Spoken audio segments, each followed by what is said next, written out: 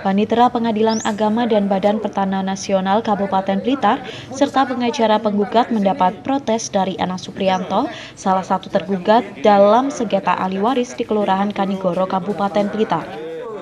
Dalam protesnya, Anang Supriyanto mempertanyakan prosedur lelang pada bidang tanah yang dalam sengketa ahli waris keluarga almarhum Mujahid dan istrinya Sapuriyatun.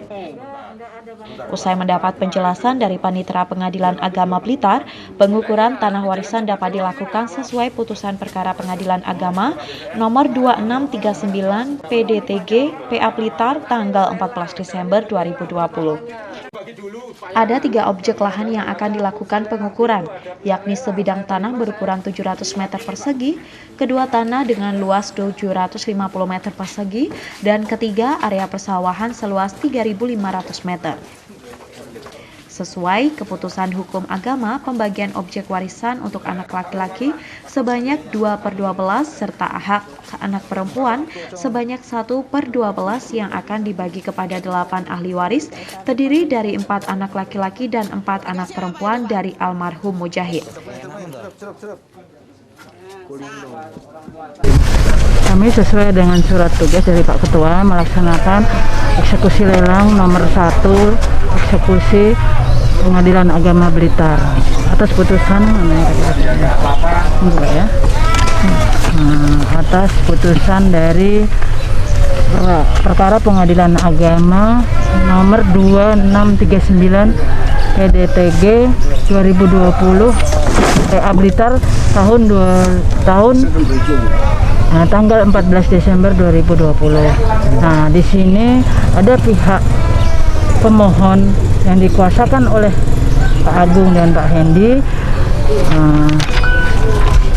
pada pihak termohon tentang harta waris yang berada di Kelurahan Kanigoro 3 objek. Ini kalau di putusan ini kan disebutkan kalau tidak bisa dibagi secara real baru diserahkan ke lelang negara. Sedangkan ini bisa dibagi secara real, itu loh. Nah, di putusan ini kan sudah disebutkan 3 objek dijadikan satu untuk mempermudah pembagian, kan cukup jelas itu putusan pengadilan. Tinggal pelaksanaannya gimana, Pak? Itu menetapkan untuk bagian anak laki-laki 2/12 dan untuk bagian anak perempuan 1/12, yang mana setelah dilakukan pengukuran nanti akan disimbolkan oleh Pengadilan Agama Blitar dalam hal ini apakah nantinya dapat dibagi secara real atau natura atau tidak. Apabila dapat dibagi secara real, maka akan dibagi sesuai dengan porsi masing-masing, sesuai dengan amar putusan. Namun apabila tidak dapat dibagi secara real, maka prosesnya akan diserahkan pada lembaga lelang negara. Begitu. Nah, dalam pembagian harta waris tersebut, ini harus mempertimbangkan asas manfaat dan asas keadilan.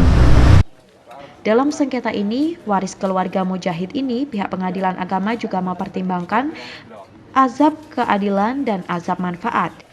Jika kedua azab tersebut tidak disepakati ahli waris, maka Pengadilan Agama akan melakukan kajian serta kesepakatan untuk objek sengketa dilelang oleh negara. Dari Blitar, Toto Kidaryono, KSTV.